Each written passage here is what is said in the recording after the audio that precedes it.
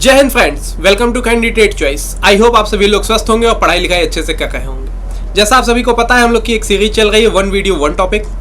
इसमें हम लोग कम समय में ज़्यादा सीखने का प्रयास करते हैं। इस सीरीज का उद्देश्य है आपका समय बचाना। आज जो टॉपिक हमने लिया वो आपके एग्जाम पॉइंट ऑफ व्यू से काफ़ी इंपॉर्टेंट है।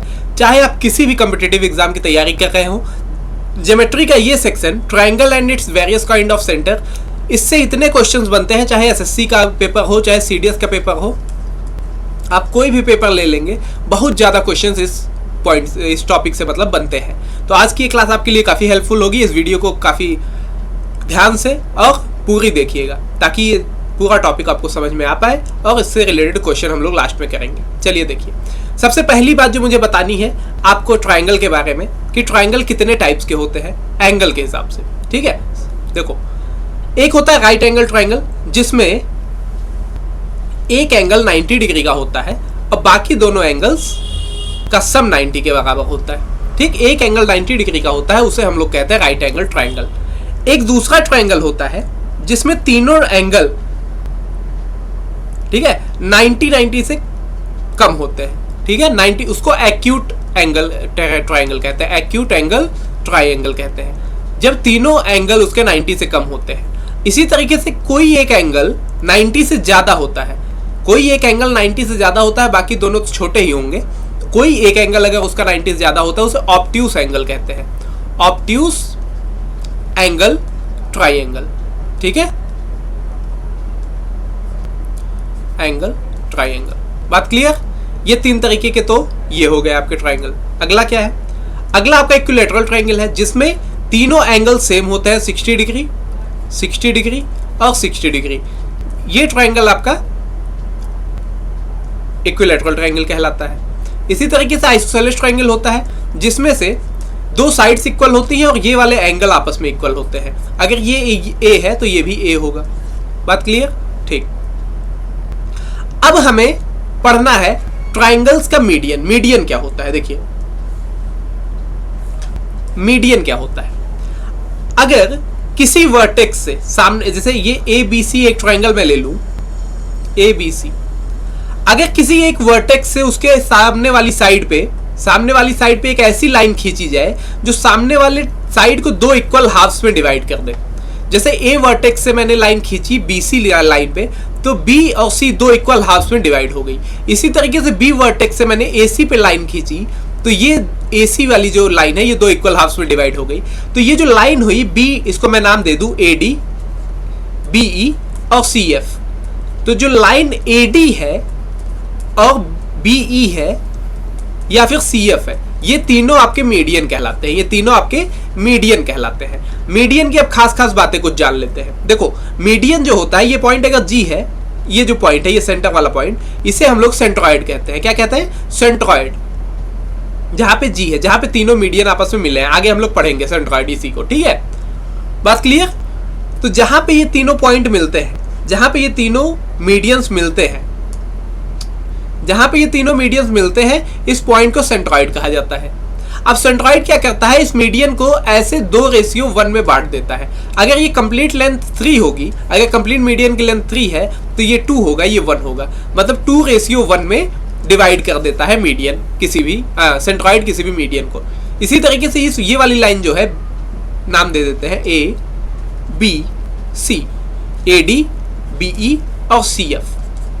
तो ए डी 2:1 है। इसी तरीके से सी एफ 2:1 में होगा। इसी तरीके से बी ई जो है वो 2:1 में होगा। एक तो बात ये हो गई। जो बातें मैं बता रहा हूं उसको नोट कर लो या फिर दिमाग में अच्छी तरीके से बैठा लो। ठीक है, अब देखो, इसी तरीके से अगर मैंने केवल एक मीडियन लूं, जैसे ये ट्राइंगल है, एक मीडियन मैंने खींचा, तो ये वाला एरिया इस वाले एरिया के बराबर होगा। ठीक है, इसी तरीके से अगर मैंने ये एक लाइन इधर से खींच दी और एक लाइन इधर से खींच दी, तो ये वाला एरिया इसके बराबर होगा, इसके बराबर होगा, इसके बराबर होगा, इसके बराबर होगा, इसके बराबर होगा। मतलब सारे जो डिवीजन है, जो छोटे छोटे ट्राइंगल बने हैं, सबका एरिया सेम होगा। अगर मैं कह दूं कि बताओ भैया, ये अगर कंप्लीट बड़े वाले ट्राइंगल का एरिया 72 सेंटीमीटर स्क्वायर है, तो बताओ एक छोटे ट्राइंगल का, ये जो छोटा वाला ट्राइंगल है, इसका एरिया कितना होगा? तो 72 और टोटल कितने? 1 2 3 4 5 6 से डिवाइड कर दिया तो ये आपका 12 सेंटीमीटर हो गया। ये वाला एरिया जो हो गया वो 12 हो गया। समझ में आ गई बात? ठीक है। और कुछ बच रही बात सेंट्रॉइड में? नहीं। ठीक है, अभी फिलहाल इतनी, जो अगर आगे कुछ याद आता है तो बताता चलूंगा। देखो सिचुएशन ऑफ सेंट्रॉइड क्या हो गया। Situation of centroid of A triangle, चाहे वो राइट एंगल ट्राइंगल हो, चाहे एक्यूट एंगल ट्राइंगल हो, चाहे ऑब्ट्यूज एंगल ट्राइंगल हो, हमेशा ट्राइंगल के अंदर ही होगा। फॉर एग्जाम्पल मैंने एक राइट एंगल बना लिया, एक एक्यूट ट्राइंगल बना लिया, एक ऑब्ट्यूज बना लिया। इन सबके मीडियन, ठीक है, इन सबके मीडियन जो सामने वाले लाइन को दो इक्वल हाफ में डिवाइड करेंगे वो हमेशा ट्राइंगल के अंदर होंगे, ट्राइंगल के अंदर होंगे। बात क्लियर? ट्राइंगल के अंदर होंगे। ये पॉइंट ये क्यों बताया मैंने, क्योंकि क्वेश्चन कभी कभी आ जाता है कि भैया एक एक्यूट एंगल ट्राइंगल है, उसमें सेंट्रॉइड की सिचुएशन कहां होगी, तो आप लिखोगे इनसाइड द ट्राइंगल। ठीक। अगला देखो, अगला है परपेंडिकुलर बाइसेक्टर। परपेंडिकुलर बाइसेक्टर क्या होता है?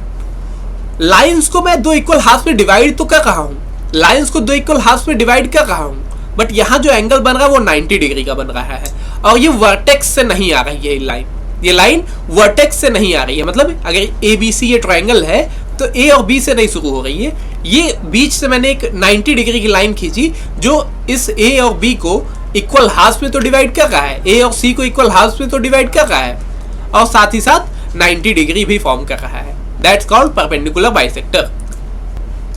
अगर इन्हीं परपेंडिकुलर बाइसेक्टर को मैं मिला दूं एक पॉइंट पे, अगर इन पर आगे मैं बढ़ा दूं, जैसे इस फिगर में देखो, अगर मैं इसको आगे बढ़ाऊं, इसको आगे बढ़ाऊं,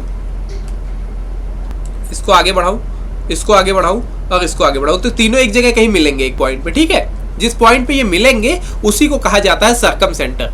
सर्कम सेंटर कहा जाता है। और सर्कम सेंटर का मतलब ये है कि इस ट्रायंगल के किनारे किनारे एक ऐसा सर्कल बनेगा जो इसके वर्टेक्स को टच करता हुआ जाएगा। क्या होगा? इसके वर्टेक्स को टच करता हुआ एक ट्रायंगल बनेगा, इसके वर्टेक्स को टच करता हुआ एक सर्कल बन जाएगा, जो ट्रायंगल इसके अंदर सीधा सीधा आ जाएगा। और यहां से इसकी लेंथ जो होगी ये इसकी रेडियस कहलाती है, सर्कम रेडियस जिसको बोलते हैं। क्या कहते हैं? Circum radius. सर्कम रेडियस वो क्या होगा? इस सर्कल का रेडियस, जो ये ट्रायंगल के किनारे किनारे ये सर्कल बना है, इसका रेडियस आपका सर्कम रेडियस कहलाता है। ये वाला पॉइंट, ये देखो, इस पॉइंट से एकदम सेंटर ये जो आपका रेडियस है, दैट्स कॉल्ड सर्कम रेडियस। ठीक, बात क्लियर हो गई? ठीक, कैसे निकालेंगे? अगर इक्विलैटरल ट्रायंगल है, अगर इक्विलैटरल ट्रायंगल है मतलब उसकी तीनों साइड्स बराबर और तीनों एंगल बराबर है, तो अगर मुझे उसका सर्कम रेडियस निकालना होगा तो जो ट्रायंगल की साइड है, लेट्स सपोज अगर ट्रायंगल की साइड है 6 सेंटीमीटर, मैंने कहा सर्कम रेडियस बताओ। इक्विलैटरल ट्रायंगल है मतलब तीनों साइड 6 है, तो साइड को डिवाइड कर देंगे हम लोग √3 से, दैट्स कॉल्ड सर्कम रेडियस की लेंथ ये हो जाएगी। तो √3 को और नीचे से हटाने के लिए ऊपर नीचे √3 का मल्टीप्लिकेशन कर दो, तो ऊपर हो जाएगा 6√3 डिवाइड बाई 3, ये 2 पावर में कट जाएगा, तो सर्कम रेडियस कितना आ जाएगा यहाँ पे? 2√3। इसी अगर अदर कोई ट्रायंगल है, फॉर एग्जांपल मैंने एक ट्रायंगल ले लिया 90 डिग्री का, 6, 8, 7, 6, 8, 10, 8 90 डिग्री। ठीक है, ट्रिपलेट मैंने अभी बताऊंगा आपको, 8, 6 और 10, ये एक ट्रिपलेट है, 90 डिग्री बनेगा यहाँ पे। मैंने कहा इसका सर्कम रेडियस बताओ, तो ABC मतलब जो ये साइड से इसका multiplication divide by 4 into area of triangle. Area of triangle क्या होगा? 1/2 बेस इंटू हाइट। बेस कितना है? 6 है, तो इसको 3, 8 3 या 24, 8 से ये गया 3 बार में, 3 से ये गया 2 बार में, 2 से ये गया 2 बार में, 2 से गया 5 बार में, तो जो सर्कम रेडियस की लेंथ आ गई वो 5 सेंटीमीटर आ गई। ठीक, तो ये फार्मूला हो गया आपका सर्कम रेडियस अदर ट्रायंगल्स के लिए, ये हो गया इक्विलैटरल ट्रायंगल्स के लिए। बात clear? Situation of circum centre. Circum centre कहाँ होगा? देखो, अगर एक्यूट एंगल ट्रायंगल है तो ट्रायंगल के अंदर होगा, मतलब अगर तीनों एंगल 90 डिग्री से कम है तो सर्कम सेंटर ट्रायंगल के अंदर बनेगा। राइट एंगल ट्रायंगल है तो मिड पॉइंट ऑफ हाइपोटेनियस। अगर राइट एंगल ट्रायंगल है तो सर्कम सेंटर आपका यहाँ इस पॉइंट पे बनेगा, यहाँ पे हाइपोटेनियस के सेंटर पे। अगर हाइपोटेनियस 10 है तो 2 इक्वल हाफ में डिवाइड हो जाएगा, 5, 5। ध्यान में रखना ये बात। राइट एंगल ट्रायंगल में on the hypotenuse, mid point of hypotenuse. Obtuse angle triangle में कहाँ बनेगा? Out of the triangle in the direction of greatest side. ठीक है, तो ऑब्ट्यूज ट्रायंगल में कहाँ बनेगा? बाहर की तरफ, बाहर की तरफ, यहाँ पे। ठीक है, चलो अगला है एंगल बाइसेक्टर। एंगल बाइसेक्टर क्या होता है? फॉर एग्जांपल अगर ये एंगल है आपका 60 डिग्री, तो ये लाइन इसको 30-30 के दो एंगल्स में डिवाइड कर देगी, 30-30 के दो एंगल्स में डिवाइड कर देगी, दैट्स कॉल्ड एंगल बाइसेक्टर। बात क्लियर? ठीक है। अब ये तीनों एंगल बाइसेक्टर जहां पे मिलेंगे उसे इंसेंटर कहा जाता है। ये तीनों एंगल बाइसेक्टर जहां पे मिलेंगे उसे इंसेंटर कहा जा सकता है। इंसेंटर का मतलब क्या है? अगर इससे मैं एक सर्कल बनाऊंगा इस इंसेंटर से, तो वो सर्कल कुछ ऐसे दोनों तीनों साइड्स को टच करते हुए एक सर्कल यहाँ पे कंप्लीट बन जाएगा। ठीक है, ये और इस पॉइंट को इसको यहाँ से यहाँ तक को इन रेडियस कहते हैं। ठीक, इन रेडियस को निकालने का फार्मूला क्या है? ठीक है, ये है आपका यहां से यहां तक। ठीक, उसमें आपको ये हाइपोटेनियस हो जाएगा, यहाँ पे 90 डिग्री हो जाएगा। अगर आपने ज्योमेट्री मुझसे पढ़ रखी है, वीडियो पढ़ी है, जाके चेक कर लेना पीछे लिस्ट में, प्रीवियस में कौन सा वीडियो देखोगे उसमें एक आपका ज्योमेट्री का वीडियो मिल जाएगा जिसमें आपको ये सारी चीजें सर्कल वाले में बताई गई हैं कि सर्कल को अगर टेंजेंट जाता है उसके रेडियस से एक लाइन खींची जाती है, वो 90 डिग्री बनती है। तो ये आपका बेस हो जाएगा या फिर हाइट मान लो, जो भी है, ये हाइट, ये बेस, ये हाइपोटेनियस। फिर यहाँ से ये रेडियस निकाला जा सकता है जो क्वेश्चन में दिया होगा। ठीक, देखो अब इन रेडियस का एक और चीज है। अगर मान लो ये एंगल हमें पता है, ये एंगल हमें पता है 60 है, और ये एंगल मुझसे पूछ लिया जाए कि ये एंगल कितना है, तो कैसे निकालोगे इसको? इसको हम लोग कर देंगे 90 प्लस इस एंगल का हाफ। इस एंगल का हाफ कितना हो जाएगा? 30, मतलब 120। ये एंगल कितना हो गया? 120। इसी तरीके से अगर ये एंगल आपका 70 या फिर 50 है, 50 ले लिया, 50 है तो 90 प्लस 50 का हाफ 25, तो ये हो जाएगा आपका 150। ठीक है, इसी तरीके से अगर ये आपका 40 है, ये एंगल 40 है, तो 90 प्लस 40 का हाफ 20, दैट मीन्स 110। फिर ये एंगल 110 हो जाएगा। ठीक, एक और बात इसमें मुझे बतानी है, एक और बात इसमें बतानी है। देखो, अगर यही कोई ट्राइंगल है, कोई ट्राइंगल है ऐसे, और इसका ये इस साइड्स को मैं आगे एक्सटेंड कर दूं, जैसे ABC एक ट्राइंगल था, B को मैंने एक्सटेंड कर दिया D तक और C को एक्सटेंड कर दिया E तक। अब इसका एंगल बाइसेक्टर, इसका एंगल बाइसेक्टर मतलब बाहर जो एक्सटर्नल एंगल है उसका एंगल बाइसेक्टर, और इसका एंगल बाइसेक्टर, इसको मैं आपस में यहाँ पे मिला दूं, तो ये एंगल क्या होगा? ये एंगल क्या होगा अगर ये एंगल गिवन हो तो जैसे अगर ये एंगल आपको मैंने बताया था, अगर 40 दिया हुआ है तो ये एंगल क्या हो जाएगा? बस यहाँ पे हम लोग प्लस का कहते हैं, वहां पे माइनस का साइन लगा देंगे। 90 माइनस इसका हाफ 20, तो ये आपका 70 हो जाएगा। अगर ये आपको पता है 50 है तो ये 90 माइनस 25 हो जाएगा। ठीक है, 90 माइनस 25 दैट मीन्स 65। ठीक है, समझ में आ गई बात? तो अगर इंटरनल एंगल है, ये वाला एंगल है, तो फिर प्लस का साइन, अगर बाहर वाला एक्सटर्नल बाइसेक्टर है तो फिर आपका यहाँ पे माइनस का साइन। इसको ध्यान में रखना। चलो आगे, इन रेडियस को इक्विलैटरल ट्रायंगल में निकालने का फार्मूला, साइड को डिवाइड कर देंगे, जो भी साइड हमें गिवन होगी इक्विलैटरल ट्रायंगल में सेम साइड सेम लेंथ की होती है साइड्स, उसको 2√3 से डिवाइड कर दोगे। फॉर एग्जांपल अगर 6 है साइड तो उसको 2/√3 से डिवाइड कर दोगे, ये 3, फिर 3 का मल्टीप्लिकेशन करोगे √3 का, 3√3 डिवाइड बाई 3 दैट मीन्स √3, तो इसका लेंथ आ जाएगी √3। इसी तरीके से अदर कोई ट्रायंगल है तो 2 into area of triangle, 2 into area of triangle divide by A plus B plus C। अगर आप लोग को लग रहा हो कि भैया मैं तेज क्यों चल रहा हूँ, क्योंकि ये रिवीजन वीडियो है, थोड़े समय में हमें ज़्यादा पढ़ना है। ठीक है, तो इसको याद कर लो, मन करे तो स्क्रीनशॉट ले लो, नोट्स बना लो, याद कर लो कि 2 into area of triangle divide by A plus B plus C। For example मैंने वही एक ट्राइंगल ले लिया 6, 8, 10 वाला, इसका एरिया 2 इंटू ये हो गया आपका एरिया 8, 3 या 24 divide by A plus B plus C, 18 plus 6 24 cut गया तो 2, इसका कितना आ गया? इन रेडियस 2 आ गया। ठीक, ये इन रेडियस निकालने का फार्मूला है। इन रेडियस क्या, जो मैंने यहाँ पे बताया था ये वाला। ठीक, अगर ये दोनों साइड्स दी हैं तब तो आप पाइथागोरस थ्योरम लगा के या फिर ट्रिपलेट याद करके कर सकते हो, अगर नहीं दी है तो फिर डायरेक्ट ऐसे निकाल सकते हो जो मैंने अभी फार्मूला बताया आपको। ठीक, situation of incentre, incentre in all triangle right acute obtuse situates in the triangle, वही सेंट्रॉइड जैसा ये भी हमेशा सेंटर में होगा ट्राइंगल के। ठीक है, एल्टीट्यूड, एल्टीट्यूड क्या होता है? एल्टीट्यूड मतलब सामने वाले वर्टेक्स से मैं कोई लाइन खींची और यहाँ पे वो 90 डिग्री बनाए, सामने वाले वर्टेक्स से मैं कोई भी अपोजिट वाले साइड पे लाइन खींचूं तो वो 90 डिग्री बनाए। अब यहाँ पे ये मैटर नहीं करता है कि ये इक्वल हाफ में डिवाइड हो रहा है कि नहीं हो रहा है, ये हो भी सकता है नहीं भी हो सकता है। ठीक है, तो ये आपका एल्टीट्यूड कहलाता है कि केवल 90 डिग्री हम देखते हैं। ठीक, और जहाँ पे वो 90 डिग्री वाली लाइन्स मिलती हैं, जहाँ पे वो 90 डिग्री वाली लाइन्स मिलेंगी उसे हम लोग क्या कहते हैं? Ortho centre. इसे हम लोग कहते हैं ऑर्थो सेंटर। आर्थो सेंटर की सिचुएशन क्या होती है, एक्यूट एंगल में सर्कल के अंदर होता है, राइट एंगल ट्राइंगल में वर्टेक्स ऑफ राइट एंगल पे होता है, मतलब ऐसे यहाँ पे, यहाँ जहाँ पे 90 डिग्री बना है यहाँ पे आर्थो सेंटर होता है राइट एंगल ट्राइंगल में, और ऑब्ट्यूज ट्राइंगल में तो बाहर होता है, आउट ऑफ द ट्राइंगल होता है। ठीक, समझ में आ गई बात, यहाँ तक बात समझ में आ गई। तो चलो क्वेश्चन लगाते हैं, मजा आएगा। इतनी बातें कंबाइनली दिमाग में होनी चाहिए, तब आप कोई भी क्वेश्चन आसानी से लगा सकते हो ट्राइंगल और उसके सेंटर्स के बारे में। लिखा है if G is the centroid of A B B E C F are 3 medians of triangle A B C with area 72 centimetre, then the area of, देखो वही क्वेश्चन, देखो एक ट्राइंगल बनाओ, ए बी सी की ट्राइंगल है, ए बी सी ट्राइंगल है, ए D B E और C F, C F ये आपके मीडियंस है, और ये पॉइंट जी है, ये पॉइंट जी है, ये पॉइंट जी है सेंट्रॉइड। अब पूछ रहा है area of B D G, area of B D G मतलब केवल एक का एरिया मुझे बताना है, केवल एक का एरिया बताना है, और टोटल का एरिया हमें दिया है 72, टोटल 72 है, 6 ट्राइंगल्स है, 6 से डिवाइड कर दो, एक ट्राइंगल का एरिया कितना 12, अभी कोई बताया था, as it is same question. ठीक है, प्रीवियस ईयर क्वेश्चन में पूछा गया है इसलिए मुझे याद है। चलो अगला देखो, if S is the circumcentre of triangle A B C, S is the circumcentre of triangle A B C, A B C triangle है,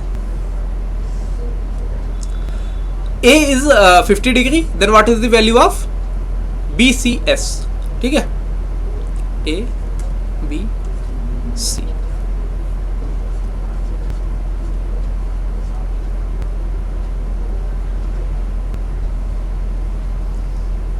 ये एक सर्कम सेंटर है, सर्कम सेंटर ये होता है ना, ये चीज। अगर ये एंगल हमें पता है 50 डिग्री, 50 डिग्री, हमसे पूछा है B C S, B C S ये एंगल कितना होगा, ये एंगल हमें बताना है। ठीक है, तो ये एंगल बताने के लिए आपको पता होना चाहिए, सर्कल में मैंने आपको बताया अगर ये एंगल 50 है तो ये एंगल आपका 100 होगा, ये एंगल इसका डबल होता है। अगर नहीं देखा है तो सर्कल वाला वीडियो पीछे जाके देख लो, सर्कल वाला वीडियो देखोगे तो ये चीज ज्यादा आसानी से समझ में आएगी। अब ये एक ट्राइंगल बन रहा है, ये 100 है, और एक ट्राइंगल में टोटल सम कितना होता है 180, 180 तो 100 यही है, तो 80 को 2 इक्वल हाफ में डिवाइड कर दो, क्योंकि ये एक आइसोसेलेस ट्राइंगल बन रहा है। आइसोसेलेस ट्राइंगल मतलब दोनों रेडियस है, ये आइसोसेलेस दोनों साइड्स बराबर होंगी, तो ये एंगल भी आपस में बराबर होंगे। अगर ये 100 है तो ये आपका 40-40 हो जाएगा, तो आंसर हमारा क्या हो जाएगा, ये 40। BCS पूछा था, ये वाला एंगल पूछा था। ठीक, चलो अगला, if G is the centroid of AD is the median of the length 12 centimetre of triangle ABC। अब देखो कह रहा है एक ट्राइंगल है ABC, AD एक मीडियन है जिसकी लेंथ है 12 सेंटीमीटर, AD की लेंथ है 12 सेंटीमीटर, AG जो है G सेंट्रॉइड है, G सेंट्रॉइड है, AG की लेंथ हमें बतानी है, AG की लेंथ बतानी है। मैंने कहा 2:1 में डिवाइड होता है, 2:1 में डिवाइड होता है, बताया था ना। तो 3 की वैल्यू यहाँ पे 12 दी गई है, 1 की वैल्यू 4 आ जाएगी, तो 2 की वैल्यू 8 आ जाएगी, AG की वैल्यू 8 और GD की अगर पूछता तो 4, DG की अगर पूछता तो 4, 2:1 के रेशियो में डिवाइड होता है ये, तो ऑप्शन डी हमारा सही हो जाएगा। अगला देखो, if I is the in centre of a triangle, एक ट्राइंगल है, I उसका इन सेंटर है, I उसका इन सेंटर है ये, ठीक है, ये I है, I is the in centre of the triangle ABC, angle A is 50 degree, angle A is 50 degree, ये 50 है, तो हमें बताओ BIC कितना होगा। अभी मैंने बताया 90 प्लस 50 का हाफ मतलब 25, 90 का हाफ मतलब 25, तो ये हो गया आपका 115, ये आंसर हो गया। ठीक, चलो अगला कह रहा है, if in the triangle the circumcentre, incentre, centroid and orthocentre coincide, then the triangle is. तो ये मुझे बताना था, ये इक्विलैटरल ट्राइंगल होता है जिसमें सारे जो ये सेंटर्स होते हैं सब एक ही जगह पे होते हैं, चाहे सर्कमसेंटर हो, चाहे इन सेंटर हो, चाहे सेंट्रॉइड हो, चाहे आर्थो सेंटर हो, ये सारे सेंटर्स एक ही पॉइंट पे इक्विलैटरल में मिलते हैं, इसी पॉइंट पे ये मिलेंगे एक ही जगह पे। तो ये इकलौता एक केवल इक्विलैटरल ट्राइंगल ऐसा है जहां पे ये सारे एक ही जगह पे होते हैं, इसीलिए क्वेश्चन मैंने आपको डाला कि ये फैक्ट है, इसको दिमाग में बैठा लो, क्वेश्चन आता है इस पे तो डायरेक्टली लगा दो। ठीक है, अब ये कुछ पाइथागोरियन ट्रिपलेट है जो आपको याद रखना है। पाइथागोरियन ट्रिपलेट क्या होता है, पाइथागोरस थ्योरम से निकाले जाता है राइट एंगल ट्राइंगल के लिए। राइट एंगल ट्राइंगल क्या होता है, एक हाइट होता है, बेस होता है, उस पर हाइपोटेनियस होता है, सबसे बड़ी वाली जो साइड है वो आपकी हाइपोटेनियस होगी हमेशा से, और ये छोटी वाली चीज हाइट एंड बेस हो सकती है। तो अगर आपको किसी ट्रायंगल में दिया है 3 है 4 है, बताएगा हाइपोटेन्यूस बताओ, तो वो 5 हो जाएगा अपने आप। और ये ज्योमेट्री में बहुत काम आता है पाइथागोरस थ्योरम, आपके ट्रिग्नोमेट्री में काम आता है, हाइट एंड डिस्टेंस में काम आता है, ज्योमेट्री में तो आता ही आता है। मतलब आप जब भी मैथ लगाएंगे तो ये आपके बहुत काम आएगा। याद कर लो 3 4 5 5 12 13। अब देखो इसमें मल्टीप्लाई भी करते जाओगे तो वो भी एक पाइथागोरियन ट्रिपलेट है।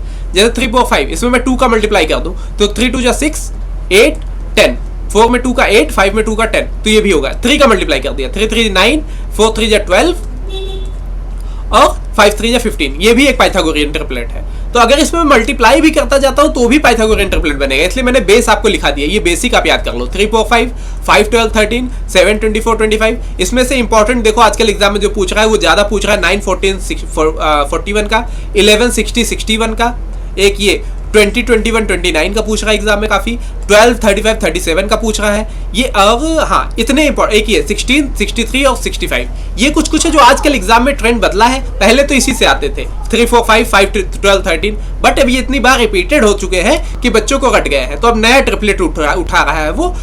तो ये 4 तो आजकल एग्जाम में पूछे जा रहे हैं, 4 5, और बाकी मैंने एक्स्ट्रा भी आपको दे दिया है कि ये भी याद कर लो, अगर ट्रेंड चेंज होगा तो ये भी पूछा जाएगा। ठीक है, तो आई होप आपको लेक्चर पसंद आया होगा। अगर पसंद आया तो वीडियो को लाइक कर लीजिए, ज्यादा से ज्यादा लोगों को शेयर करें ताकि उन्हें भी समझ में आए, और चैनल को सब्सक्राइब कर लें। बाकी इसी तरीके से पढ़ते रहें और मुस्कुराते रहें। जय हिंद, जय भारत।